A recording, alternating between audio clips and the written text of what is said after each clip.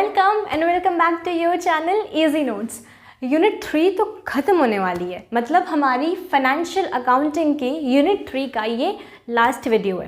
देखो, इसमें मैंने दो टॉपिक कवर करें, मार्जिनल और एब्जॉर्प्शन कॉस्टिंग। दोनों को मैं डिफरेंस के बेस पे पढ़ाऊंगी, क्योंकि एग्जाम में सिर्फ डिफरेंस के बेस पर ही बेसिकली पूछा जाता है। अलग लगेगा तो कर ही लोगे भाई, कंसेप्ट क्लियर करा दूंगी, ठीक है। So let's get started. हाँ, उससे पहले एक चीज़ और, जिसने कॉस्ट शीट का प्रैक्टिकल नहीं देखा वो प्लीज़ सब्सक्राइब कर लो, बाद में जाकर देख लेना, ठीक है। अभी देखते हैं कि व्हाट इज़ मार्जिनल कॉस्टिंग। देखो, मैंने ऐसा कुछ लिखा नहीं है, वैसे बेसिकली मैं रोज़ बहुत हेडिंग से लिखती हूँ। आज मैंने इसको थोड़ा सा डिफरेंट तरीके से पढ़ाने की कोशिश करी है, ठीक है। थोड़ा सा बदलूँ, तुम लोग भी बोर हो गए होगे मेरी बातें सुन सुन कर, यार वही तो बताती है हर वीडियो में, ठीक है। तो आज थोड़ा सा मेथड चेंज करने की कोशिश करिए। देखो, मार्जिनल कॉस्टिंग और एब्जॉर्प्शन कॉस्टिंग। मार्जिनल साइंस वालों का क्या करूँ मैं। देखो, पहले कॉमर्स वाले सुनो, साइंस वाले बस 2 मिनट रुको, ठीक। आपने 11th और 12th में पढ़ा था variable cost, marginal cost, fixed cost, ये सब पढ़ा था ना। तो मार्जिनल कॉस्टिंग जो है वो वेरिएबल कॉस्टिंग ही है। अब साइंस वाले सुनो, हमारी है एक इंडस्ट्री और हम बने हैं बढ़िया से बिजनेसमैन। अब मान लेते हैं कि हम एक साबुन बनाते हैं, ठीक है। साबुन से शुरू करते हैं। हम एक साबुन बनाते हैं, इसकी लागत हमें लगती है 10 रुपये, ठीक है। इसको बनाने में 10 रुपये लगते हैं, जिनमें से 5 रुपये का इसका जो सामान है वो तो फिक्स है कि 5 रुपये का रॉ मटेरियल फिक्स है। तो 5 रुपये क्या है, मेरी FC मानूंगी मैं। FC का मतलब फिक्स्ड कॉस्ट, कि 5 रुपये का रॉ मटेरियल तो लगना ही लगना है। बाकी जो 5 रुपये हैं वो ट्रांसपोर्टेशन में लग जाते हैं, ठीक है। और क्या बोलते हैं, बेचने वगैरह में, यहाँ से वहाँ पहुँचाने में, फैक्ट्री से बाहर निकालने में, और पैकेट लेबलिंग वगैरह, ये सब, ठीक है। अब जब मैं 2 साबुन बनाऊँगी तो दूसरे को बनाने में मुझे सिर्फ 9 रुपये लग रहे हैं। 5 तो फिक्स हैं, 5 रुपये का रॉ मटेरियल तो हर साबुन में लगना ही लगना। 9 रुपये क्यों? क्योंकि भाई देखो, अब जैसे कि कोई चीज़ बल्क में जब होती है तो उसका ट्रांसपोर्टेशन का कॉस्ट हमेशा कम हो जाता है। एक को भेजने में 5 रुपये लग रहे थे, ट्रांसपोर्टेशन, सेलिंग, पैकेजिंग वगैरह। 2 हो जाएंगे तो वो 9 रुपये पे कॉस्ट आ जाएगी, ठीक है। पर यूनिट की कॉस्ट 9 रुपये पे आ जाएगी, मतलब कुल मिला के 18 रुपये। फिर जब अब आगे बढ़ेंगे, 3 हो जाएंगे तो वो 8 पे आ जाएगी। ये एक एग्जाम्पल है, ठीक है। अब एक एक का नहीं, लाखों हज़ारों में बढ़ती है क्वांटिटी, मैं एग्जाम्पल बता रही हूँ, ठीक। तो इसमें भी 5 रुपये तो फिक्स है ना, 5 रुपये का रॉ मटेरियल तो लगना ही लगना है। लेकिन अब जब तुम 3 सोप बना रहे हो तो उसमें ट्रैवलिंग, ट्रांसपोर्ट, सबका खर्चा कम हो जाएगा कंपैरिजन। तो 8 3 = 24, तो कुल मिलाकर तुम्हारा कितना, 24 रुपये का टोटल कॉस्ट आया, ठीक है। तो मार्जिनल कॉस्टिंग का यही मतलब होता है। यहाँ पे तुम्हारा -1 हुआ कॉस्ट, है ना, और यहाँ पे तुम्हारा -2 हो गया। तो ये जो वेरिएबल कॉस्ट है ना, कि जब हमने 2 प्रोड्यूस करी तो हमें सिर्फ 4 रुपये एक्स्ट्रा लगे फिक्स्ड कॉस्ट के बाद। फिर जब हमने 3 प्रोड्यूस करी तो हमें सिर्फ 3 रुपये एक्स्ट्रा लगे फिक्स्ड कॉस्ट के बाद, है ना। 5 + 3 तो 8 होता है। तो इस कॉस्टिंग को करने के तरीके को बोलते हैं मार्जिनल कॉस्टिंग। एक बात हमेशा ध्यान रखना, मार्जिनल कॉस्टिंग से कभी भी कोई भी प्रैक्टिकल क्वेश्चन नहीं आता। क्यों? क्योंकि मार्जिनल कॉस्टिंग प्रैक्टिकल क्वेश्चन के लिए नहीं बनी। देखो, यहाँ पे मैंने लिखा है नॉट अ कॉस्टिंग मेथड।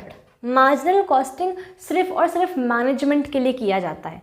किस लिए? डिसीजन मेकिंग के लिए। हमेशा ध्यान रखना, मार्जिनल कॉस्टिंग में हम लोग सारा काम किस पे करते हैं, वेरिएबल कॉस्ट पे, मतलब जो हमारा ये फिक्स्ड कॉस्ट के बाद जो पैसा लगा है, ठीक है। 5 रुपये का रॉ मटेरियल फिक्स था, इसके बाद जो पैसा लगा वो क्या था, वेरिएबल। वेरिएबल का मतलब जो वेरी करे, चेंज होता रहे, जो कॉस्ट चेंज होती रहे। तो मार्जिनल कॉस्टिंग पूरी वेरिएबल कॉस्टिंग पे बेस्ड है।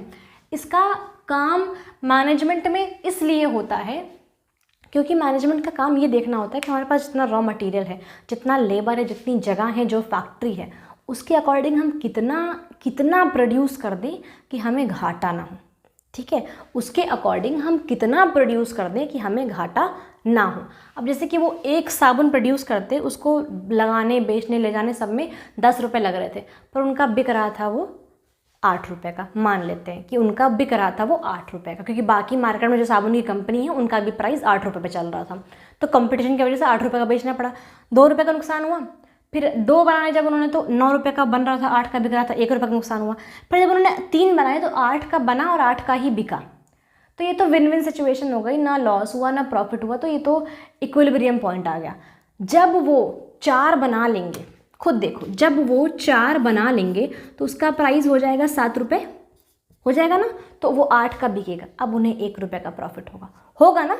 तो ये इससे क्या डिसाइड हुआ कि कितना प्रोड्यूस करना है, तो हमने क्या किया, डिसीजन। तो मार्जिनल कॉस्टिंग हमेशा ही फॉर मैनेजरियल पर्पस, हमेशा मैनेजरियल पर्पस के लिए करी जाती है, ठीक है। मार्जिनल कॉस्टिंग मैनेजमेंट की हेल्प करने के लिए, सेलिंग प्राइस डिफाइन करने के लिए, प्रोडक्शन कॉस्ट डिफाइन करने के लिए, प्रॉफिटेबिलिटी कितनी होगी, मार्जिन क्या आएगी। शार्क टैंक देख रहे थे, शार्क टैंक में अक्सर क्वेश्चन था कि आपकी मार्जिन क्या है, कितने परसेंट मार्जिन है आपकी, तो वो मार्जिन यही थी कि कितनी परसेंट मार्जिन, मतलब कितना प्रॉफिट रेट चल रहा है हमारा, ठीक है। तो मैनेजमेंट के जो भी डिसीजंस होते हैं, इन्वेस्टर्स के लिए इंपॉर्टेंट है, ये इंटरनल मैनेजर्स के लिए इंपॉर्टेंट है, कंपनी के बोर्ड ऑफ डायरेक्टर्स के लिए इंपॉर्टेंट है। तो मार्जिनल कॉस्टिंग जो होती है वो बेसिकली डिसीजन मेकिंग के लिए करी जाती है, ठीक है। अब इसमें क्या होता है ना, इसमें लोग जो ये है फिक्स्ड कॉस्ट, इसको एक्सक्लूड कर देते हैं। मतलब जो 5 रुपये लग रहा है उसको हटा के देखते हैं, भाई क्या करोगे, देख के 5 रुपये तो लगने लगना, उसको हटाओ, 5 रुपये लगना है तो मैनेजमेंट का हमें डिसीजन तो लेना है, हमें कौन सा एग्जैक्ट जाके अकाउंट बनाना है, डिसीजन लेना है ना हमें। तो जो चीज़ नॉर्मल चीज़ है, मेजॉरिटी में जा रही है, उसको आप एक्सेप्ट करके, जो चीज़ वेरिएट हो रही है उसको आप देखिए, डिसीजन लीजिए उसके अकॉर्डिंग, ठीक है। तो अभी इसके फीचर्स में ये सब कुछ आ गया कि मैनेजमेंट की हेल्प के लिए बनती है, कॉस्टिंग मेथड नहीं है ये, सिर्फ और सिर्फ वेरिएबल कॉस्ट को कंसीडर करती है, फिक्स्ड कॉस्ट को कंसीडर ही नहीं करती है। क्लोजिंग स्टॉक को वैल्यू करने के लिए इसका काम होता है, ठीक है। जो सामान बच गया, लास्ट के साल के आखिर में जो माल बच गया, उसकी वैल्यू क्या है एक्चुअली, वो हम लोग मार्जिनल कॉस्टिंग से पता लगाते हैं, ठीक है। तो ये आपको समझ में आ गया। अब आते हैं एब्जॉर्प्शन कॉस्टिंग। एब्जॉर्प्शन कॉस्टिंग के 3 नाम और हैं, overhead absorption costing, applied factory overhead, recovery of overhead. अब कुछ समझे, ओवरहेड ओवरहेड ओवरहेड, तो इसका मतलब क्या, absorption costing deals with overheads. अब कहोगे ओवरहेड्स क्या होता है यार, ये तो बता दो। देखो ओवरहेड्स का मतलब होता है, आपने 10 रुपये का सामान बनाया, 9 का, 8 का, 7 का, कितने का भी बनाया, जगह तो आपको लग रही है ना, फैक्ट्री तो आपकी चल रही है ना, लाइट लग रही है ना, पानी लग रहा है, फ्यूल लग रहा है, गैस लग रहा है ना, ये सब तो लगना ही लगना है भाई, हर हाल में लगना है। वो सब क्यों लग रहा है, क्योंकि आप अपनी फैक्ट्री खोल के बैठे हो, और फैक्ट्री क्यों खोले, क्योंकि आप एक प्रोडक्ट बनाते हो, तो वो ओवरहेड है, मतलब वो एक्स्ट्रा खर्चे हैं जो किसी भी काम को करने के लिए आपको देने पड़ रहे हैं। तो एब्जॉर्प्शन कॉस्टिंग में क्या होता है, कोई भी पूछे, कब भले तुम्हें अंग्रेजी आए या हिंदी, डजंट मैटर्स, पर अगर तुम्हारा कंसेप्ट क्लियर है ना तो तुमसे बढ़िया कोई है नहीं, ठीक है। तो एब्जॉर्प्शन कॉस्टिंग में क्या होता है, वो जो ओवरहेड्स होते हैं, जो ओवरहेड्स वो इक्विटेबली हर प्रोडक्ट के ऊपर चार्ज किए जाते हैं।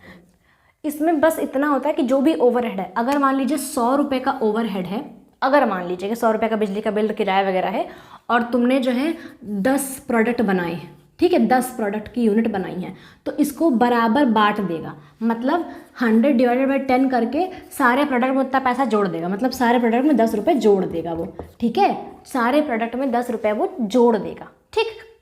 तो यही है एब्जॉर्प्शन कॉस्टिंग का मतलब, equitably charging overheads to every unit of production.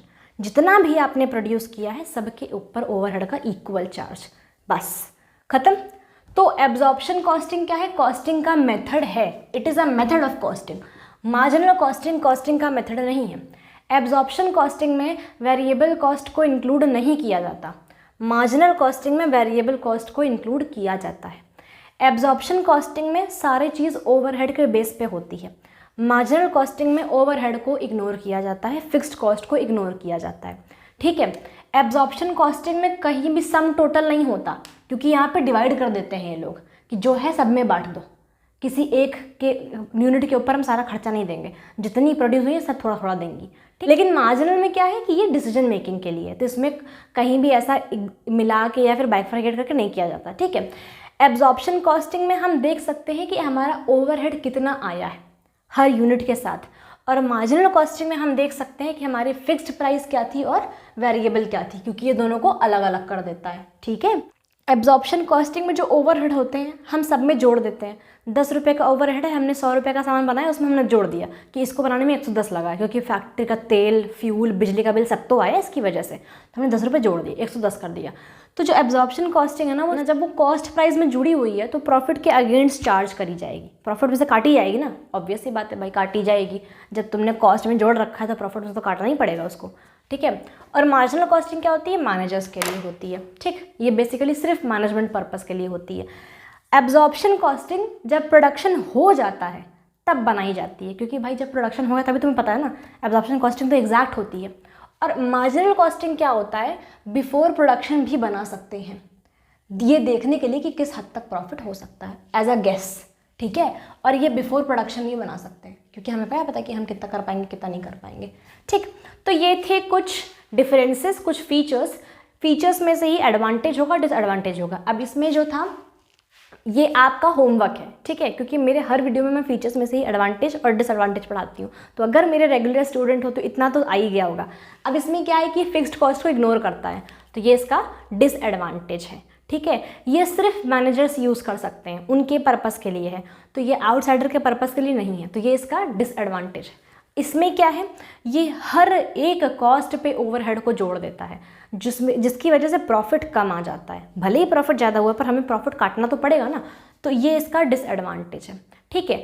अब इसमें क्या होता है, इसमें हम वेरिएबल कॉस्ट और फिक्स्ड कॉस्ट को अलग अलग समझ सकते हैं ना, तो ये इसका एडवांटेज है। बट इसमें क्या होता है, इसमें हम सिर्फ ओवरहेड्स को अलग अलग नहीं समझ सकते, क्योंकि ओवरहेड तो हमने जोड़ दिया ना सब पे उठा के, तो हमें क्या आती है कि इसमें कितना ओवरहेड था, तो ये इसका डिसएडवांटेज है। थोड़े से और थ्योरी, थोड़ी सी और हेडिंग्स, एडवांटेज डिसएडवांटेज, इन्हीं सब की मैंने डिस्क्रिप्शन में लिंक दिया है नोट्स का, उसमें है, तो आप वहाँ जाके उसे देख लो। एंड यस, इंपॉर्टेंट क्वेश्चंस की वीडियो बस एग्जाम के बस पहले आने वाली है, तो उसके लिए प्लीज़ सब्सक्राइब कर लो और नोटिफिकेशन बेल भी प्रेस कर देना। जिसने लास्ट की कॉस्ट शीट नहीं देखी वो यहाँ होकर आ जाए, और हाँ, जिसे जनरल एंट्रीज में भी दिक्कत है वो यहाँ होकर आ जाए। Stay tuned to me.